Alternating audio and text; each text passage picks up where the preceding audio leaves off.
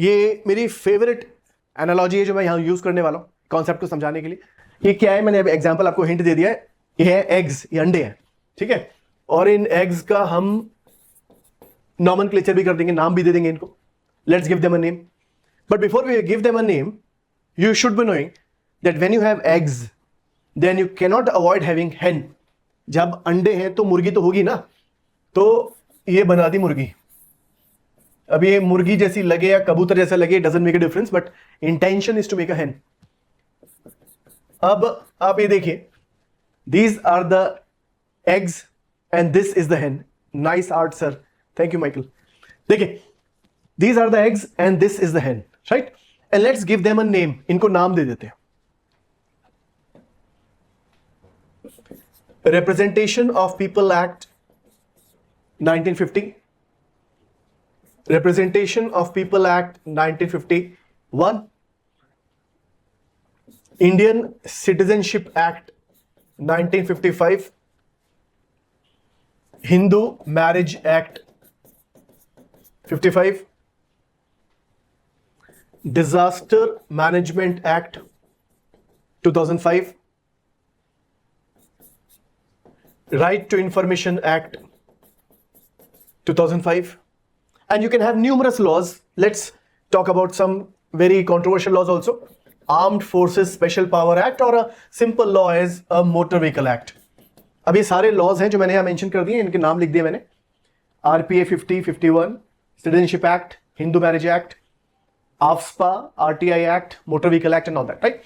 Now, when you have eggs, you have hen, because hen has given birth to these eggs. And I keep on asking the question in classes also that if you're a student of biology, और आप biology के सही student हो, biotechnology, biology, कुछ भी बोलो, anthropology, then can you answer what came first? The egg came first or the hen came first? पहले क्या आया, अंडा आया कि मुर्गी आई? ये जवाब देना बड़ा मुश्किल है। बायोलॉजिकल टर्म्स में इसको आंसर करना बड़ा मुश्किल है कि व्हाट केम फर्स्ट, हेन और द एग। हेन जो लिख रहे हैं उनको पता होना चाहिए मुर्गी भी अंडे से निकलती है और अंडा मुर्गी से निकलता है, तो पहले कौन सा आया, बड़ा मुश्किल है ऐसे आंसर करना। What came first, the hen और the egg? Answer is very very difficult. अब इसे आंसर करना बायोलॉजिकली बड़ा मुश्किल है, but if the same question is asked from perspective of Indian polity then answer is quite easy. अब यही question अगर इंडियन पॉलिटी के अंदर पूछ लिया जाए तो आंसर बहुत आसान है। पहले आई मुर्गी, मुर्गी इसलिए आई क्योंकि ये मुर्गी है mother law.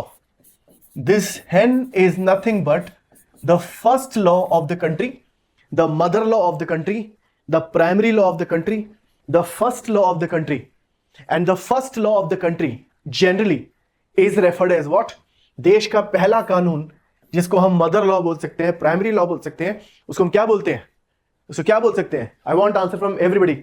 Ashmita Yadav, Ardindu, Krati, Nita, Ayush, everybody should answer. Yes, Raj. Yes, the mother law is constitution. The first law is constitution. ठीक है ना?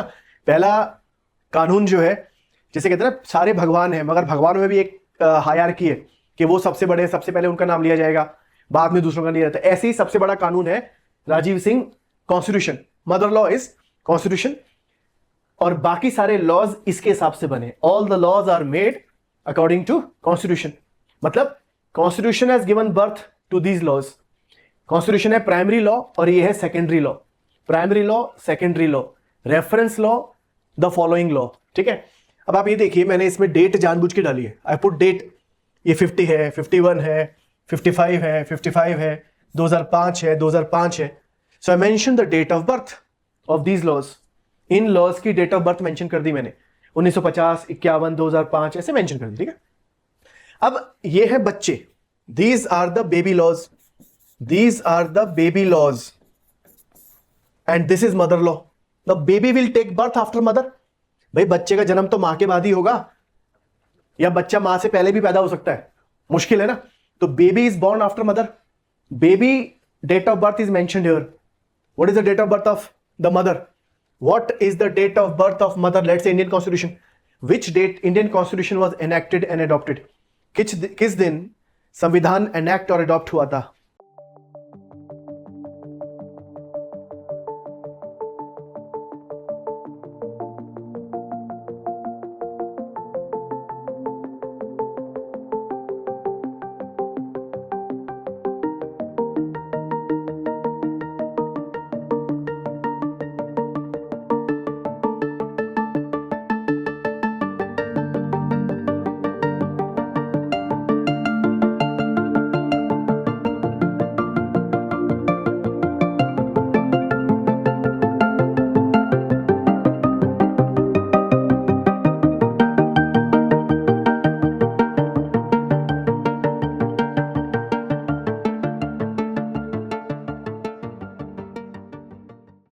Sir, Indian Constitution was enacted, created and approved on 26th November 1949. यह है date of birth Hindustan के संविधान का. It was enacted and adopted on the same date, 26 November 1949. अब माता जी का तो जन्म हो गया, ये बच्चे उनके हिसाब से बने ना. मदर इज बॉर्न ऑन 26 नवंबर 1949. कौन संविधान बन गया, एनेक्ट हो गया, अडॉप्ट हो गया. अब आप ये सोचोगे, if constitution was created, what is the meaning of enacted? Enact का मतलब क्या होता है? एनेक्ट का मतलब होता है बनाना, खाने वाला बनाना नहीं, बनाने वाला बनाना. एनेक्ट का मतलब होता है to create. Now you created the constitution of India on 26 November 49, and on the very same date constitution was accepted, approved, adopted. संविधान बनाने वाली बॉडी जिसका नाम है कॉन्स्टिट्यूएंट असेंबली, उसने इस दिन संविधान बनाया और उसी दिन उसको एक्सेप्ट भी कर लिया कि बहुत ही बढ़िया बना है, एक्सेप्ट कर लो, पास कर लो. सवाल यह कि 26 जनवरी 1950 कहां से आ जाता है बीच में? From where did you get the date 26 January 50? 26 January 50 is the date when this hen started to run. जिस दिन ये मुर्गी चलना सीख गई वो है 26 जनवरी 1950. मतलब संविधान बन गया 26 नवंबर 1949 को. Constitution was created on 26 November 49, but it was brought into action, came into effect, enforced from 26 जनवरी 1950. ठीक है, constitution is the first law. अच्छा एक बात बताइए मुझे, tell me, answer this. Did the whole constitution come into effect on 26 जनवरी 1950? अभी जो statement मैंने दी ना, इस पे इंस्टिंक्ट है नो बोलने की. The very instinctual answer is no. मैंने सवाल आपने सुना, मैंने क्या पूछा? Did the whole constitution came into effect on 26 January 50? Yes, 26 जनवरी 1950 को सारा कॉन्स्टिट्यूशन अप्लाई हो गया था. अब मैं इसी स्टेटमेंट को थोड़ा चेंज करता हूं. What I'm trying to give a message is that, my clear message is that, before you answer a question, patiently listen to the question twice. Did any part of the Indian Constitution come into action, come into enforcement before 26 January 50? क्या संविधान का कोई भी हिस्सा 26 जनवरी 1950 से पहले enforce हो गया था? सर, कुछ ऐसे हिस्से थे जो संविधान के 26 जनवरी 1950 से पहले ही एनफोर्स हो गए थे, जैसे सिटीजनशिप, जैसे the provision regarding Election Commission of India, Article 324, Article 5, Article 6, Article 7. What I'm trying to say is that Constitution of India partially was enforced before 26 January 50. अब अगर एग्जामिनर आपसे पूछता है कि Constitution of India was partially enforced on 26 November 49, तो answer yes होगा या no होगा? Constitution of India was partially enforced on 26 November 49. The answer is yes or no? Yes. The answer is yes. जिस दिन संविधान बना उसी दिन से उसके कुछ प्रोविजन एक्टिव हो गए थे, बचे हुए प्रोविजन एक्टिव हुए थे 26 जनवरी 1950 को. सो 26 जनवरी 1950 को संविधान पूरी तरह से एनफोर्स हो गया था, पूरी तरह से एनफोर्स हो गया था. उससे पहले भी कुछ प्रोविजन एनफोर्स हो चुके थे. तो दिस इज द मैसेज. अगर वो कहता पार्शियल एनफोर्समेंट हो गई थी 26 नवंबर को, यस. पूरा एनफोर्स हो गया था 26 जनवरी को, यस. दोनों डिपेंडिंग स्टेटमेंट क्या है आपको आंसर करना. ठीक है, so I hope the message is quite clear. The fundamental law, the first law of any country is its constitution, and other laws, secondary laws are made according to the constitution. ठीक है, is it possible that any baby, भैया baby law ही तो है, बच्चे law ही तो है. Is it possible that baby is already born and mother born letter?